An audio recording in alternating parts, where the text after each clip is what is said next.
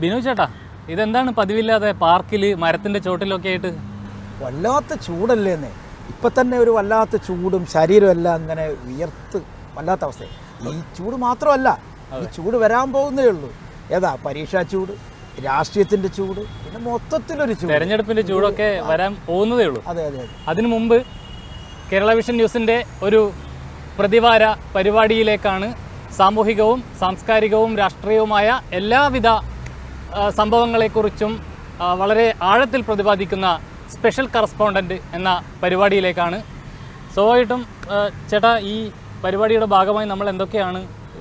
നമുക്ക് രാഷ്ട്രീയം ചർച്ച ചെയ്യാം, സംസ്കാരം ചർച്ച ചെയ്യാം, സാമൂഹ്യ പ്രശ്നം ചർച്ച ചെയ്യാം. ഇതെല്ലാം നമുക്കത് ചർച്ചയാക്കാം. പക്ഷെ നമുക്ക് ഇപ്പം ചർച്ച ചെയ്യേണ്ടത് അല്പം രാഷ്ട്രീയമാവാം. അതല്ലേ ശരി? തീർച്ചയായും. വലിയ ഒരു തെരഞ്ഞെടുപ്പ് ചൂടിലേക്ക് സംസ്ഥാനമാകെ പോകുന്ന ഒരു സമയം കൂടിയാണ്. രാഷ്ട്രീയ നേതാക്കളും പ്രവർത്തകരും മാത്രമല്ല, ജനങ്ങളാകെ ആ ഒരു ആവേശത്തിലേക്ക് വന്നു കഴിഞ്ഞു എന്നുള്ളതാണ്. അപ്പോൾ മുന്നണികളാണെങ്കിലും അവരുടെ സ്ഥാനാർത്ഥി നിർണയം അടക്കമുള്ള കാര്യങ്ങളിലേക്ക് കടക്കുന്നു. ഇപ്പോൾ എൻ്റെ മണ്ഡലത്തിൽ ആരായിരിക്കും സ്ഥാനാർത്ഥി, ആർക്കാണ് വോട്ട് ചെയ്യേണ്ടി വരിക എന്നൊക്കെയുള്ള ഒരു ആവേശം ജനങ്ങൾക്കുമുണ്ട്. ആ നിലയിൽ പറയുമ്പോൾ നമ്മൾ എവിടെ നിന്നാണ് തുടങ്ങുക? നമുക്കൊരു കാര്യം ചെയ്യാം. ഈ ആദ്യം ഈ ഇലക്ഷൻ്റെ ബഹളം തുടങ്ങിയത് BJP ആയിരുന്നു, ശരിയല്ലേ? തീർച്ചയായും. തൃശ്ശൂർ എടുക്കാനായിട്ട് BJP തയ്യാറായി. പിന്നീട് തിരുവനന്തപുരത്ത് ആരുടെയൊക്കെ പേരാ പറഞ്ഞു വെച്ച് അത് കഴിഞ്ഞു. പിന്നെ അങ്ങോട്ട് പിടിച്ചു, പത്തനംതിട്ടയ്ക്ക് പിടിച്ചു. അപ്പോൾ ഇങ്ങനെ BJP തുടങ്ങി വെച്ചെങ്കിലും ഇവർ പേരൊന്നും ഇതുവരെ പറഞ്ഞിട്ടില്ല, ശരിയല്ലേ? അതെ, അതിലൊരു പ്രധാനപ്പെട്ട കാര്യം ഈ തെരഞ്ഞെടുപ്പിൻ്റെ ഒരു ഓളം ഉണ്ടാക്കി തുടങ്ങിയത് BJP തന്നെയാണ്. ചേട്ടൻ പറഞ്ഞതുപോലെ പ്രധാനമന്ത്രി തൃശ്ശൂരിൽ വരുന്നു, അവിടെ വളരെ നേരത്തെ തന്നെ സുരേഷ് ഗോപി തൃശ്ശൂരിൽ മത്സരിക്കുമെന്ന ഒരു പ്രതീതി ഉണ്ടാക്കുന്നു, അത്തരം പ്രചരണം ഉണ്ടാക്കുന്നു, കല്യാണത്തിൽ പങ്കെടുക്കുന്നു. ഈ റോഡ് ഷോയിലടക്കം സുരേഷ് ഗോപിയെ കൂടി, അതായത് സംസ്ഥാന അധ്യക്ഷനൊപ്പം സുരേഷ് ഗോപിയെ കൂടി ചേർത്തുകൊണ്ടാണ് റോഡ് ഷോ അടക്കം പ്രധാനമന്ത്രി നടത്തുന്നത്. പക്ഷേ നിലവിലെ ഒരു സാഹചര്യം നോക്കിക്കഴിഞ്ഞാൽ CPIയുടെ സ്ഥാനാർത്ഥികൾ ആരൊക്കെയാണ് എന്നുള്ളത് കൃത്യമായി ജനങ്ങൾക്ക് മനസ്സിലായി കഴിഞ്ഞു. CPM-ഉം അവരുടെ സ്ഥാനാർത്ഥികളെ പ്രഖ്യാപിച്ചു. അതെ, കോൺഗ്രസും ഏതാണ്ട് കഴിഞ്ഞ തെരഞ്ഞെടുപ്പിൽ മത്സരിച്ച ആളുകളൊക്കെ തന്നെ മത്സരിക്കുമെന്നുള്ളൊരു ധാരണയായി. എന്നാൽ അവിടെ ഒരു പ്രശ്നമുണ്ട്. BJP ആദ്യം പറഞ്ഞ എന്തായിരുന്നു? തിരുവനന്തപുരത്ത് ഒരു ഹൈ വോൾട്ട് കാൻഡിഡേറ്റ്. അതിൻ്റെ അർത്ഥമാണ് മനസ്സിലാവാത്തത്. ആരെയൊക്കെ പേര് പറഞ്ഞു? കേന്ദ്രമന്ത്രിമാരുടെ പേര് പറഞ്ഞു, സാമൂഹ്യ രംഗത്തുള്ളവർ പറഞ്ഞു, സാംസ്കാരിക രംഗത്തുള്ളവരുടെ പേര് പറഞ്ഞു, ഫിലിം സ്റ്റാർസിൻ്റെ പേര് ഇപ്പോൾ അവസാനം വന്നിരിക്കുന്നു, സിനിമാ നടിമാരുടെ പേര് പറയുന്നു. അപ്പോൾ ഇതെല്ലാം ആളുകളിലേക്ക് ഒരു എന്താ പറയുക, ഒരു വല്ലാത്ത ഒരു സന്ദേശം. എന്താണ്, ആരാണ് ഇവിടെ വരാൻ പോകുന്നത്, ഇങ്ങനെ ഒരു പ്രത്യേക ഒരു സന്ദേശം നൽകിക്കൊണ്ട് ഒരു ആളുകളെ ഇങ്ങനെ ഒരു ആകാംക്ഷയുടെ മുൾമുനയിൽ എത്തിക്കുന്ന തരത്തിൽ BJP പോകുന്നെന്ന് തോന്നുന്നു. പക്ഷേ അതല്ല രസം. ഇവർക്കും കാൻഡിഡേറ്റിനെ കണ്ടെത്തണ്ടേ? തീർച്ചയായും. അതിനകത്തും പ്രശ്നങ്ങൾ ഉണ്ടാകുമല്ലോ. കാലാകാലങ്ങളായിട്ട് പാർട്ടിക്ക് വേണ്ടി പ്രവർത്തിച്ചവർ ഉണ്ടല്ലോ. സ്ഥാനാർത്ഥി മോഹികളല്ല എങ്കിൽ പോലും എത്രയോ വർഷമായി ഇതിനു വേണ്ടി പണിയെടുത്തു. അവരെ മാറ്റിയിട്ട് ഒരാളിനെ കൊണ്ടുവരുമോ തിരുവനന്തപുരത്ത്? അങ്ങനെ തോന്നുന്നുണ്ടോ? അതാണ് ഏറ്റവും പ്രധാനപ്പെട്ട ഒരു വിഷയം. തിരുവനന്തപുരംകാരായ അല്ലെങ്കിൽ സംസ്ഥാനത്ത് തന്നെ പാർട്ടിക്ക് വേണ്ടി പണിയെടുത്ത ആളുകൾ സ്ഥാനാർത്ഥിയായി വരുമോ? അല്ലെങ്കിൽ ആദ്യഘട്ടത്തിൽ ഉയർന്നു വന്നതുപോലെ കേന്ദ്രമന്ത്രി നിർമ്മല സീതാരാമൻ അടക്കമുള്ള ആളുകളുടെ പേരുകൾ പരിഗണിക്കപ്പെട്ടിട്ടുണ്ട്, രാജീവ് ചന്ദ്രശേഖരൻ്റെ പേരുകൾ പരിഗണിക്കപ്പെട്ടിട്ടുണ്ട്. ആ നിലയിൽ ഒരു കാൻഡിഡേറ്റ് ആണോ വരിക? എന്നിരുന്നാലും ആ ഒരു തീരുമാനമെടുക്കാൻ ഇനിയും BJPക്ക് കഴിഞ്ഞിട്ടില്ല എന്നുള്ളതാണ്. BJP വൈകുകയാണ്. അതെ. പക്ഷേ തിരുവനന്തപുരം അവർക്ക് വലിയ നോട്ടമുള്ള ഒരു പാർലമെൻറ്റ് മണ്ഡലം. കാരണം കഴിഞ്ഞ പ്രാവശ്യം 2ാം സ്ഥാനത്ത് തീർച്ചയായും കുമ്മനത്തിനെ പോലൊരു വലിയ നേതാവിനെ അവർക്ക് ഇവിടെ എത്തിക്കാൻ കഴിയും. 2ാം സ്ഥാനത്ത് എത്തുക എന്ന് പറഞ്ഞാൽ, തിരുവനന്തപുരത്ത് എത്തുക എന്ന് പറഞ്ഞാൽ വലിയ നേട്ടമാണ്. പക്ഷേ ആ നേട്ടം നിലനിർത്താതെ താഴേക്ക് പോയാലോ എന്ന് ആലോചിച്ച് നോക്കി. അതെ, അതിൽ കഴിഞ്ഞ തവണത്തെ തെരഞ്ഞെടുപ്പ് നോക്കിക്കഴിഞ്ഞാൽ തന്നെ ഏറ്റവും ഉദ്വേഗജനകമായ ഒരു തെരഞ്ഞെടുപ്പ് നടന്നത് തിരുവനന്തപുരത്താണ്. വളരെ BJPക്ക് വലിയ പ്രതീക്ഷയുണ്ടായിരുന്നു എന്നതിനപ്പുറത്തേക്ക് അവസാന നിമിഷം വരെയും ടൈറ്റ് കോമ്പറ്റീഷൻ നടക്കുകയും ചെയ്തു. ആര് ജയിക്കും, ഒരു ഘട്ടത്തിൽ NDA ജയിക്കുമോ എന്നുള്ളൊരു പ്രതീതി പോലും ഉണ്ടാക്കാൻ കഴിഞ്ഞ തെരഞ്ഞെടുപ്പിൽ കഴിഞ്ഞിട്ടുണ്ട്. അതുകൊണ്ട് തന്നെ ഈ തെരഞ്ഞെടുപ്പിലും BJPയെ സംബന്ധിച്ച്, NDAയെ സംബന്ധിച്ച് ഒന്ന് തിരുവനന്തപുരം, മറ്റൊന്ന് തൃശ്ശൂർ. ഇത് രണ്ടും വളരെ പ്രധാനപ്പെട്ട 2 മണ്ഡലങ്ങളായി അവർ കാണുന്ന മണ്ഡലങ്ങളാണ്. പക്ഷേ അവിടെ പോലും കൃത്യമായി ഇന്നയാളാണ് ഞങ്ങളുടെ സ്ഥാനാർത്ഥി എന്ന് പറയാൻ ജനങ്ങൾക്ക് അവരെ പരിചയപ്പെടുത്തി കൊടുക്കാൻ. പക്ഷേ തൃശ്ശൂർ അവർ ഏകദേശം സുരേഷ് ഗോപിയെ ഉറപ്പിച്ചു. കാരണം ഇനി ഒരാളിനെ അവർക്ക് ഇനി അവിടെ കൊണ്ടുവരാനില്ല. കാരണം അയാളുടെ താമസക്കാരനായി അവിടുത്തെ വനിതാ സംരംഭകരെ അയാൾ ഏകീകരിച്ചു കൊണ്ടുവരാൻ ശ്രമിക്കുന്നു. വനിതകൾക്ക് വേണ്ടി ഒരു മഹാസമ്മേളനം സംഘടിപ്പിച്ചു. മകളുടെ കല്യാണം ഗുരുവായൂർ വെച്ച് നടത്തുന്നു. അവിടെയുള്ള ആളുകളെ പങ്കെടുപ്പിക്കുന്നു. അവിടുത്തെ ജനകീയ പ്രശ്നങ്ങൾ ഇടപെടുന്നു. അപ്പോൾ ഏകദേശം സുരേഷ് ഗോപി തൃശ്ശൂർ ഉറപ്പിച്ചു. അതെ, അക്കാര്യത്തിൽ ഇനിയിപ്പോൾ സംശയമൊന്നും ഉണ്ടാവില്ല. പക്ഷെ അതിലൊരു സംശയം വരുന്നത്, കഴിഞ്ഞ 2 തെരഞ്ഞെടുപ്പിലും, നിയമസഭാ തെരഞ്ഞെടുപ്പിലും കഴിഞ്ഞ ലോക്സഭാ തെരഞ്ഞെടുപ്പിലുമൊക്കെ തൃശ്ശൂർ ഞാൻ എടുക്കും എന്നൊരു കാര്യം ജനങ്ങളോട് പറയുകയും പക്ഷെ അത് എടുക്കാൻ കഴിയാതെ പോവുകയും ചെയ്തിട്ടും മൂന്നാമത്തെ ഒരു വട്ടം കൂടി സുരേഷ് ഗോപി അത് തന്നെ ആവർത്തിക്കുകയാണ്. തൃശ്ശൂർ ഞാൻ എടുക്കും, ആ ഒരു ആത്മവിശ്വാസം സുരേഷ് ഗോപിക്ക് മൂന്നാം തവണയും ഉണ്ട്. പക്ഷെ എത്രത്തോളം ആളുകൾ അത് സ്വീകരിക്കുന്നു എന്നുള്ളത് വളരെ പ്രധാനപ്പെട്ട ഒരു അതിലൊരു വിഷയമുണ്ട്.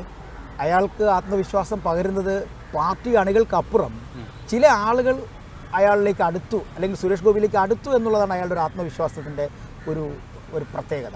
അതേസമയം നമ്മൾ തിരുവനന്തപുരത്ത് അതല്ല. തിരുവനന്തപുരം നമ്മൾ മാറി ചിന്തിച്ചേ മതിയാവും. അതിനകത്തൊരു കാര്യമുണ്ട്.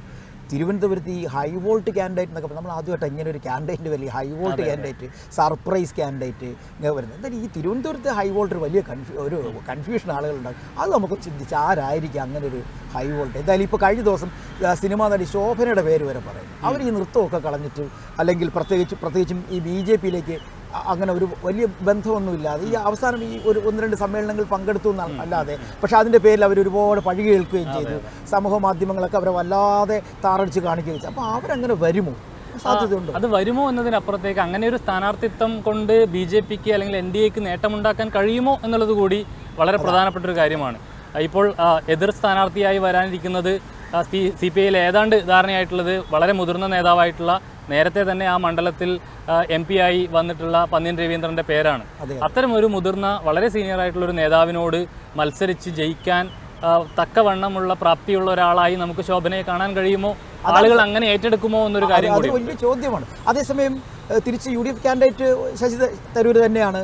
വലിയ മാറ്റങ്ങളൊന്നും വരാൻ പോകുന്നില്ല. തരൂരും വളരെ ശ്രദ്ധേയനായ ഒരു ക്യാൻഡിഡേറ്റാണ്. കാരണം കുമ്മനത്തിനെ പോലുള്ള ഒരാളിനെ, പ്രത്യേകിച്ചും BJP പ്രസ്ഥാനവുമായിട്ട് വളരെ അടുത്ത് നിന്നൊരാളിനെ ഓട് ഇടിച്ചു നിൽക്കുക എന്നൊക്കെ നമ്മൾ പറയുന്ന ഭാഷയാണ് ഉപയോഗിക്കുന്നത്. ഇടിച്ചു നിന്ന് വിജയം പിടിച്ചെടുക്കുകയാണ് ചെയ്തത് കഴിഞ്ഞ പ്രാവശ്യം. അവിടേക്ക് ശോഭനയെ കൊണ്ടുവരും. പക്ഷേ ഇവർ ചിന്തിക്കുന്നതൊരു നിർമ്മല സീതാരാമൻ. കാരണം സീതാരാമൻ്റെ ഒരു പ്രത്യേകത കൊണ്ട് കഴിഞ്ഞ ഓക്കി ദുരന്ത സമയത്ത് ഈ നമ്മുടെ കടലോര മേഖലകളിലൊക്കെ ചെന്നിട്ട് സ്ത്രീകളുടെ ഇടയിലേക്ക് ചെന്നുകൊണ്ട് അവരുടെ വിഷമങ്ങൾ ഏറ്റുവാങ്ങാനൊക്കെ ഒരു ശ്രമം നടത്തിയിരുന്നു.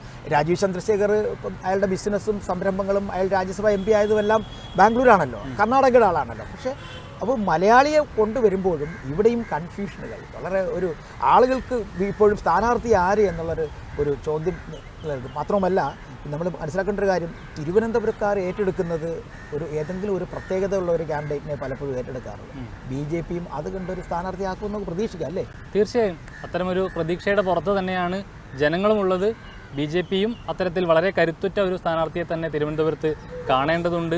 സ്വാഭാവികമായും ശശി തരൂരിനെ കുറിച്ച് നമ്മൾ പറയുന്ന കൂട്ടത്തിൽ കേവലം ഒരു കോൺഗ്രസ്സുകാരൻ എന്നതിനപ്പുറത്തേക്കൊരു വിശ്വപൗരൻ എന്നുള്ള നിലയിലേക്കൊരു ഇമേജ് ഇപ്പോൾ തന്നെ ശശി തരൂരിനുണ്ട്. പാർട്ടിക്കപ്പുറത്തേക്ക് പാർട്ടിക്കാരല്ലാത്ത ആളുകൾ കൂടി ശശി തരൂരിനെ ഏറ്റെടുക്കുന്ന ഒരു കാര്യമുണ്ട്. ആളുകൾക്ക് വലിയ മതിപ്പുള്ള ഒരു മനുഷ്യൻ കൂടിയാണ് ശശി തരൂർ. തൽക്കാലം നമുക്ക് തിരുവനന്തപുരം ചർച്ച നിർത്തിയിട്ട് തൊട്ടടുത്തോട്ടൊന്ന് കയറിയാലോ?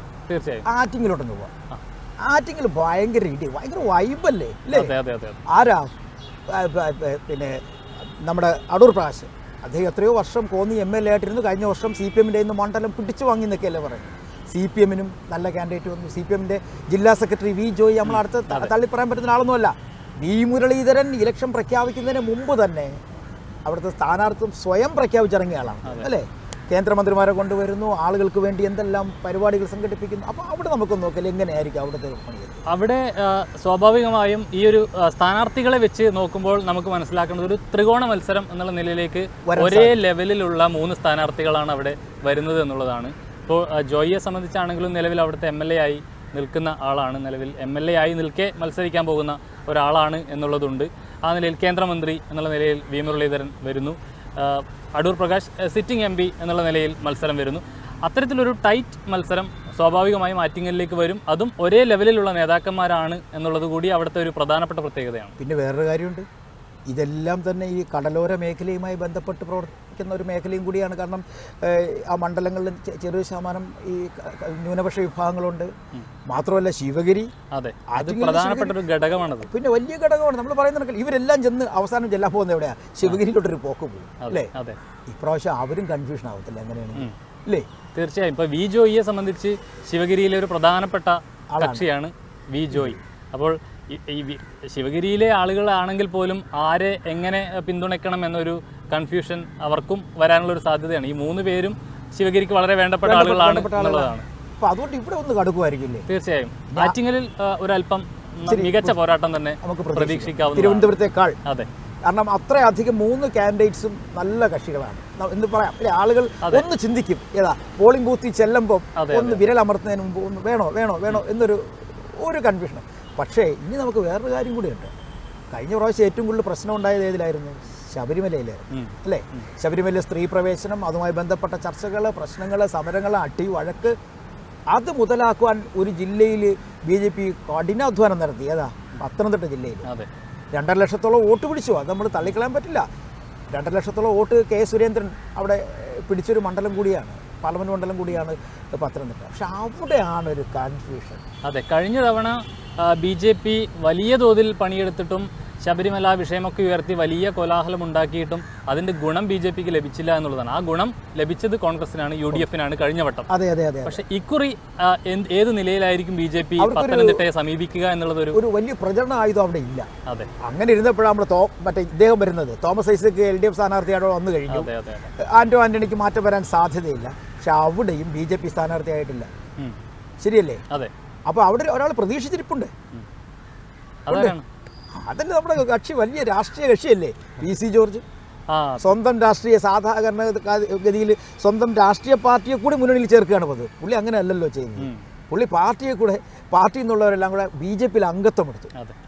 പുള്ളിക്കും പ്രതീക്ഷയുണ്ട് കേട്ടോ. തീർച്ചയായും നേരത്തെ തന്നെ PC ജോർജ് അങ്ങനെ ഒരു ആവശ്യം, ഒരു ആഗ്രഹം പ്രകടിപ്പിക്കുകയും ചെയ്തിട്ടുണ്ട് എന്നാണ് മനസ്സിലാക്കുന്നത്. ഏതായാലും BJP ഇങ്ങനെ സ്ഥാനാർത്ഥികളെ പ്രഖ്യാപിക്കാൻ വൈകുന്നത് ദോഷം ചെയ്യും എന്ന കാര്യത്തിൽ യാതൊരു തർക്കവുമില്ല. LDF-നെ സംബന്ധിച്ച് തോമസ് ഐസക് വളരെ പ്രധാനപ്പെട്ടൊരു സ്ഥാനാർത്ഥിയായി അവിടെ വരും. ആന്റോ ആന്റണി ആണെങ്കിലും വളരെ സീനിയർ ആയിട്ടുള്ള. അവിടെയും ഒരു പ്രശ്നമുണ്ട്. എല്ലായിടത്തും ഈ പറഞ്ഞു വരുമ്പോൾ ജാതി സംഭവമാക്കിയാണല്ലോ എല്ലായിടത്തും അല്ലേ? അതെ. ഈ ശബരിമല മേഖലയിൽ ശബരിമലയെ ബന്ധപ്പെട്ട് നിൽക്കുന്ന പാർലമെൻറ്റ് മണ്ഡലം, അപ്പോൾ അവിടെ കുറേ ചില ജാതി ചിന്തകളൊക്കെ പൊക്കി വരും. അതൊക്കെ തലപൊക്കാനുള്ള സാധ്യതകളുണ്ട്. അങ്ങനെയാണെന്നുണ്ടെങ്കിൽ ഒരു പക്ഷേ ശ്രീധരൻപിള്ളയെ ചിലപ്പോൾ BJP ഒന്ന് പരീക്ഷിക്കാം. എനിക്ക് തോന്നുന്നു അങ്ങനെ ഒരു സാധ്യത. പക്ഷേ അതോടൊപ്പം തന്നെ അല്പം ന്യൂനപക്ഷ വോട്ടുകൾ, ക്രിസ്ത്യൻ വോട്ടുകളൊക്കെ ഒരു ഘടകമായി പത്തനംതിട്ടയിൽ പ്രവർത്തിക്കില്ലേ? അല്ല, അവിടെയും ഒരു പ്രശ്നമുണ്ട്. സഭകൾ ഇപ്പോൾ സമീപകാലത്ത് BJP-യോടൊരു ചെറിയൊരു ബന്ധം, ഒരു അടുപ്പം കാത്തു സൂക്ഷിച്ച് വരുന്നുണ്ട്. അങ്ങനെയാണെന്നുണ്ടെങ്കിൽ പക്ഷേ PC ജോർജ് വരുന്നതിനോട് BJP-യിലെ ചെറിയൊരു ഭാഗത്തിന് എന്തായാലും ഒരു ചെറിയൊരു ബുദ്ധിമുട്ട് അല്ലെങ്കിൽ ചെറിയൊരു വിഷമം ഉണ്ടാവാൻ സാധ്യത, സ്വാഭാവികമായി ഉണ്ടാവാൻ സാധ്യത. അങ്ങനെയാണെങ്കിൽ എങ്കിൽ പോട്ടെ, ഷോൺ വരും. ഷോൺ ജോർജ് കോട്ടയം ജില്ലാ പഞ്ചായത്ത് അംഗമൊക്കെയാണല്ലോ. അങ്ങനെയാണെങ്കിൽ ഷോണിനൊരു സാധ്യത തള്ളിക്കളയാൻ പറ്റില്ല നമുക്ക്. അതെ, അതൊരു പ്രധാനപ്പെട്ട ഘടകമാണ്. ഇപ്പോൾ ഷോൺ ജോർജ് BJP-യിലേക്ക് വരുന്നത് വഴി ഫ്രീ ആയി ഒരു ജില്ലാ പഞ്ചായത്ത് അംഗത്തെ കൂടി BJP-ക്ക് ലഭിച്ചു എന്നൊരു ഗുണം കൂടിയുണ്ട് അവിടെ. അതൊരു വലിയ പ്രത്യേകതയാണത്. അപ്പോഴങ്ങനെയാണെങ്കിൽ നമ്മുടെ ഈ ഏകദേശം നമ്മുടെ തെക്കൻ കേരളത്തിലെ മണ്ഡലങ്ങളും എല്ലാം കഴിഞ്ഞു. വടക്കോട്ട് പിന്നെ ഒരു പാലക്കാട് ഉണ്ടെന്നോ. പാലക്കാട് ഒരു വലിയ പ്രതീക്ഷ പുലർത്തുന്ന ഒരു മണ്ഡലമാണ്. അതെ അതെ, പാലക്കാടും ചില പഞ്ചായത്തുകൾ BJPക്ക് നല്ല സ്വാധീനമുള്ള സ്ഥലമാണ് കാസർഗോഡ്. എന്നാൽ ഇതെല്ലാം നമ്മൾ മനസ്സിലാക്കേണ്ടത് ഇവിടെ എങ്ങും സ്ഥാനാർത്ഥികളുടെ പേരുകളൊന്നും കേൾക്കുന്നില്ല എന്നല്ല. എന്താ BJP ഇങ്ങനെ പിന്നോട്ട് പോയി കാര്യം? അതെ, എന്ത് പറ്റി എന്നുള്ളത് തന്നെയാണ് പ്രധാനപ്പെട്ട ഒരു വിഷയം. നിലവിൽ BJP-യെ സംബന്ധിച്ച്, NDA-യെ സംബന്ധിച്ച് ചേട്ടൻ തുടക്കത്തിൽ സൂചിപ്പിച്ചതുപോലെ തന്നെ ഈ തെരഞ്ഞെടുപ്പ് പ്രചരണവും ഒരു ബഹളവും ഒക്കെ തുടങ്ങിയത് BJP-ആണ്. വലിയ നിലയിൽ സുരേഷ് ഗോപിയെ അവതരിപ്പിക്കുന്നു. പാർലമെൻറ്റ് മണ്ഡലം ഇവിടെ തിരുവനന്തപുരത്ത് ചില സ്ഥാനാർത്ഥികളുടെ പേര് പറഞ്ഞൊരു ബഹളമുണ്ടാക്കുന്നു. പക്ഷേ അവരല്പം പുറകിലാണ് നിലവിലെ സാഹചര്യത്തിൽ. ഏത് നിലയിൽ ഇനി സ്ഥാനാർത്ഥി പ്രഖ്യാപനം, സ്ഥാനാർത്ഥി നിർണയം അടക്കമുള്ള കാര്യങ്ങൾ നടക്കാനിരിക്കുന്നതേ ഉള്ളൂ. എന്തൊക്കെ ബഹളങ്ങൾ ഇനി വരാനിരിക്കുന്നു എന്നുള്ളത് കണ്ടു തന്നെ അറിയണം. ആരൊക്കെ എവിടെയൊക്കെ വരും എന്നുള്ളതും പ്രധാനപ്പെട്ട ഒരു വിഷയമാണ്. അല്ല, ഈ അപ്രതീക്ഷിതമായ സ്ഥാനാർത്ഥികൾ എന്നൊരു സാധനം അത് എന്തായിരിക്കും എന്നുള്ളതാണ്. പല മണ്ഡലങ്ങളും അങ്ങനെ ഈ അപ്രതീക്ഷിത സ്ഥാനാർത്ഥികൾ എന്ന് പറഞ്ഞൊരു കാര്യം ഇവർ പറഞ്ഞു വയ്ക്കുന്നുണ്ട്. ആരുടെയും പേര് പറയുന്നില്ല, സാധ്യതാ പട്ടികകൾ പറയുന്നില്ല, ഇന്നാരും സ്ഥാനാർത്ഥി ആകും എന്ന് BJP പറയുന്നില്ല. പക്ഷേ ഇപ്പോൾ നമുക്കറിയാൻ കഴിയുന്നത് ഈ മാസം അവസാനത്തോടു കൂടി ഈ 1-2 മണ്ഡലങ്ങളുടെ പേരുണ്ടാവും. അത് തൃശ്ശൂർ ഓക്കെയാണ്, ആറ്റിങ്ങലും ഓക്കെയാണ്. ഇനി വരെ അറിയേണ്ടത് തലസ്ഥാനത്ത് BJP ആരെ നിർത്തും എന്നുള്ളതാണ്. അപ്പോൾ ഈ ചൂടിനൊപ്പം രാഷ്ട്രീയ ചർച്ചകളുടെ ചൂടും ഇങ്ങനെ കൂടിക്കൊണ്ടിരിക്കും അല്ലേ? അതിന് ഇനിയിപ്പോൾ സ്ഥാനാർത്ഥികളുടെ ചർച്ചയാവും, പിന്നെ പ്രസംഗിക്കാൻ വരുന്നവരുടെ ചർച്ചയാവും, പിന്നെ ചിഹ്നം ചർച്ചയാവും. അങ്ങനെ ഈ ചർച്ചകളെല്ലാം വല്ലാത്ത ചൂടാവും. ഒപ്പം നമ്മുടെ അന്തരീക്ഷത്തിൽ ചൂടുമാവും അല്ലേ? അങ്ങനെയാണെങ്കിൽ മറ്റൊരു വിഷയമായിട്ട് നമുക്ക് വീണ്ടും വരാം ഇല്ലേ? ഈ ചൂടിനൊപ്പം അല്പം ചൂടുള്ള വിഷയമായി വീണ്ടും വരാം. അപ്പോൾ പിന്നെ അങ്ങനെയാണെങ്കിൽ പിന്നെ ഇത് നമ്മുടെ ഇത് തൽക്കാലം നിർത്താം അല്ലേ? തീർച്ചയായും. അപ്പോൾ ഒരു നന്ദി പറഞ്ഞ് നിർത്തിയേക്ക്. തീർച്ചയായും. സ്പെഷ്യൽ കറസ്പോണ്ടന്റ് മറ്റൊരു വിഷയവുമായി അടുത്തയാഴ്ച വീണ്ടും എത്തും. അതുവരേക്കും നമസ്കാരം.